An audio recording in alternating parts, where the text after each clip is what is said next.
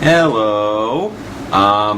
I'm Charles. I haven't really done a tag in a while, and it was actually very good to actually see Jellicles back. Yes, it is good to see you back, Emma. Sorry about all the problems that you've been having, illnesses and all that stuff. Been having sort of my own issues. Few weeks ago, my mom was diagnosed with cancer. She started chemo last week.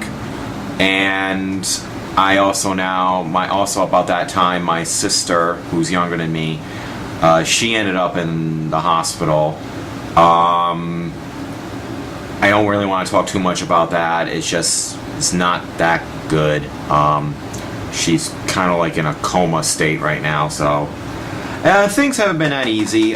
So we haven't really done any new creepy places, but kind of using it to now to sort of like get away from it all. I actually took a trip to New York. I was planning this trip for months and months and months, and I still went, even though that was always on my mind. It was going on with my mom and my sister. So, but we might be doing a special Creepy Places Halloween. If it all works out this Sunday, I think many of you will be very happy over it.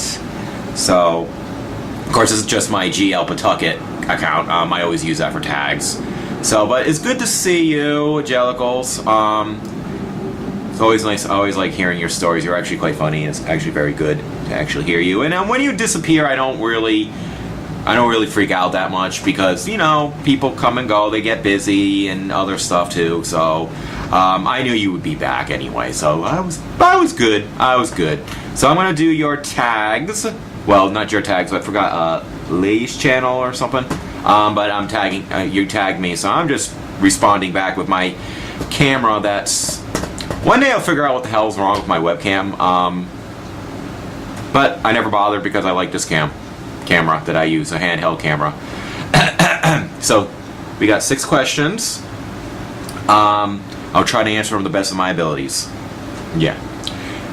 I like scary stuff too, so it's kind of appropriate with Halloween right around the corner. Yay! Okay, number 1. Scariest real-life experience. Well, I don't like flying at all. Having said that, I've flown many times. If some of you watch some of my other videos on the Ninja Cthulhu Creepy Places ones, you see me in Missouri, you see me in California, you see me in England, you see me in France.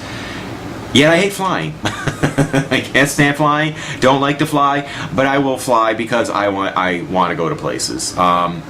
First time I've flown, I kind of drugged myself up, so it was pretty good, but I haven't drugged myself up that much lately, so I gotta really start doing that. My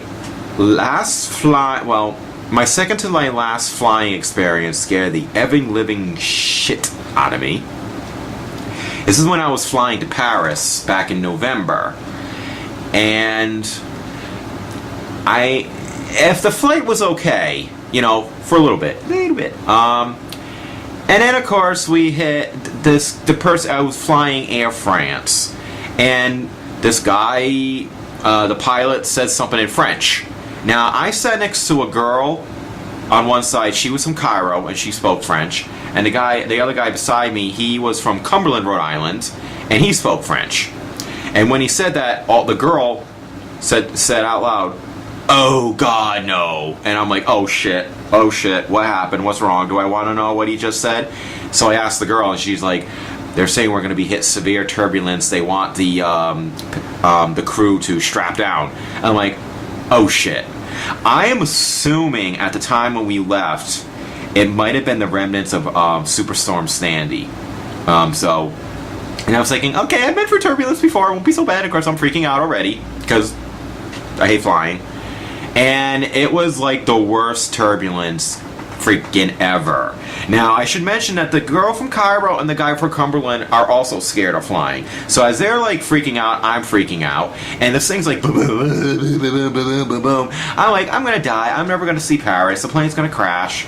Now, granted, every time I've gone on a plane, I've often think that I'm gonna die. The plane's gonna crash every time there's like a hiccup. I closed my eyes. I couldn't even eat. I should have gotten some alcohol in me because I was scared shitless. But then it turns out the guy next to me actually had some Valium and shared it, so drugs, they can really work. So that is my scariest experience. And despite my fear of flying, I'm sure I will fly again. It is one of those fears that I do overcome. I just hate flying. I will never leave my seat. I absolutely refuse to leave the seat and take the seatbelt off. Not that if the plane blows up, it really matters. So, I hate flying. Okay. Number 2. Scariest paranormal experience. Well, I've done a lot of these paranormal investigations, and most of them are not scary. I really can't say any. I have to say my very first time I ever saw a ghost was my scariest experience. This was 7-8 years ago. Rock. 7-8 years ago, and I was about 2 a.m. in the morning, and I couldn't sleep, which is not unusual. I'm kind of an insomniac. And I looked straight forward. I kind of like turned and looked straight forward, and there was a woman standing at the edge of my bed. She had blonde hair that kind of curled down like this, and the front kind of curled. She wore like a grayish turtleneck sweater, and the sleeves were pushed up and everything. And I'm like, oh, I must be having an optical illusion, so I, did all this. And the bitch didn't disappear. I was scared because I actually thought someone broke into the house. I really thought some crazy chick just broke into my house and is now standing at the edge of my bed. So I actually jumped off the bed and actually went for the phone. And then the woman disappeared from the outside in, fade in, whoosh. I turned the light on, and I didn't. Not that I sleep well anyway, but I didn't even try to go back to sleep that night. I was scared out of my wits. I'm doing this at night, and my lighting in my bedroom kind of sucks. So, what the hell, huh? Number 3, scariest movie you've ever seen. Well, I got something to show you, Emma. Particularly Emma. You get to go. See, that's one thing about using a handheld camera is I can kind of get around more. Look, there's my horror collection. Okay, and okay, let's get it in the light.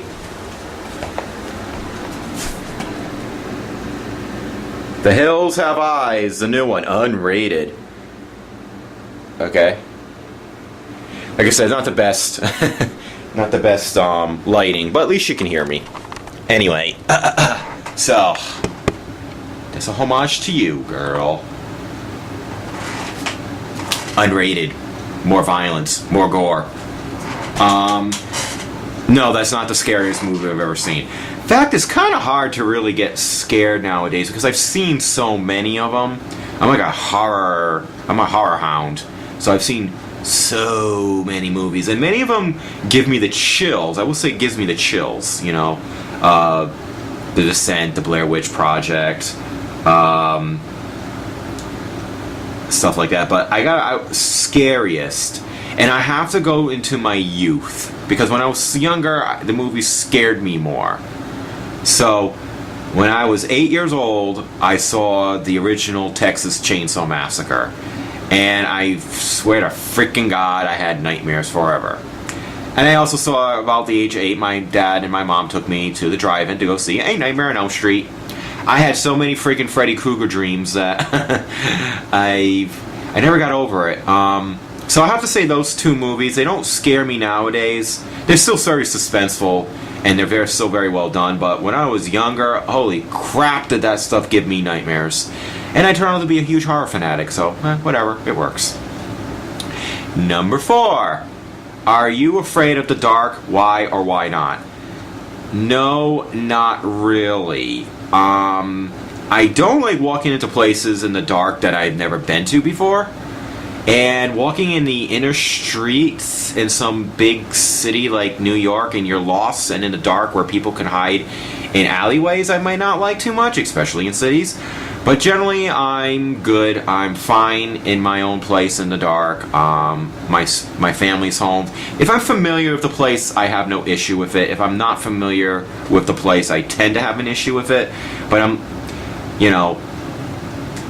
that's mainly it. So yes, kind of no. That makes any sense. Does your number five, cinco. Does your hometown have any scary stories or legends? Yeah, actually. 2 of them I can think of. 3 of them. Okay. This is all in Coventry. The first one I kind of did a video about it, but it was an empty house near my place I grew up in, and the house was said to have like Satanists in it that were like killing animals and would kidnap children and kill the children. And then there was always about a guy that was hanging in the house that would kill children. And supposedly, because the place did burn down a few years later, that the cops wanted to stop the Satanist / serial killer, child killer, and so they burned the house down. The house did burn down. The ruins are still kind of there, but not really. Other one is that supposedly my dad told me about a Native American Indian that would kill people in the woods behind where I live, and would hang their bodies from like the teepees, and their blood would drip and be upside down, and they would hit the drums and stuff like that. I think my dad made that up just so we wouldn't go into the woods, or he just wanted to scare the shit out of us because he liked doing that. I don't remember much of it. I just remember it was some Indian guy that would kill people and slit their throats and all that good shit. Another one is something called the Green People. There was somewhere in Western Coventry, and it was an old house where these inbreds all lived, and their skin was all green.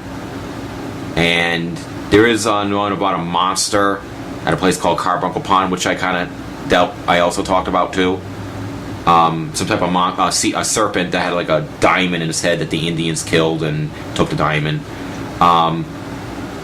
That's about it. Well, I guess I had more, huh? Then I thought 4. So 4 that I know of. I like stories like that. I don't really believe any of them now. I mean, I really totally brought that whole Satanist and Killer Indian thing. Because, like the Killer Indian one, whoever thought your parents would lie to you? Trauma. But I really bought the Satanist thing because that was something that all the kids would talk about. Like I said, maybe something did happen there with teenagers who were listening to too much Slayer, but I really don't believe it myself personally. Number 6, last one. What is your favorite urban legend? Okay, I actually do have a favorite. I like them all, and I think some of them have a basis of truth, and some of them are just not. But this one could have very well, something similar could have happened. The version I know, there's like a couple of variations on it, but the one I know is about a girl, a 10 to 11-year-old girl who's talking to somebody on the internet, and she tells this other person that she thought was 10 to 11 years old that she's going to be home alone tonight. Turns out that it wasn't an 11-year-old girl, it was like a 52-year-old crazy pervert who now knows that the girl's going to be home alone tonight and decides to go over the house.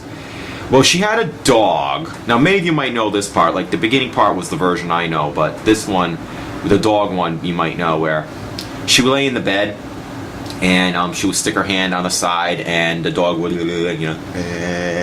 lick her hand, and she would keep doing that. And then, she kept doing it, the dog kept licking her hand, and then now they did a movie on the version that I heard, but in this one, she kind of leaves and comes back and does it again, sticks her hand again, and she's like, dog's licking again, and then she looks in the mirror next to her bed and it says, people can lick too. And when she looks down, she doesn't see the dog licking her hand, but the guy is actually under the bed licking her hand. And then she runs off. For understand, in the version I know, she's saved. But they did a version in a movie called Campfire Tales, which is like the one I was familiar with. And it's really good. You can see somebody, like, some kids often warning about, don't tell people that you're alone in the house and stuff like that. And other variations of the story doesn't really include the internet part, and another one includes it where it was the next morning. But the one I know, I like the internet version better because that one sounds a little bit more real. So, Well, I tag anybody who wants to. I'll be putting this up under GL Pawtucket. So, bye, and wish me luck. Hopefully on Sunday we get our Halloween special filmed. Bye. Ciao. Adios. Konnichiwa.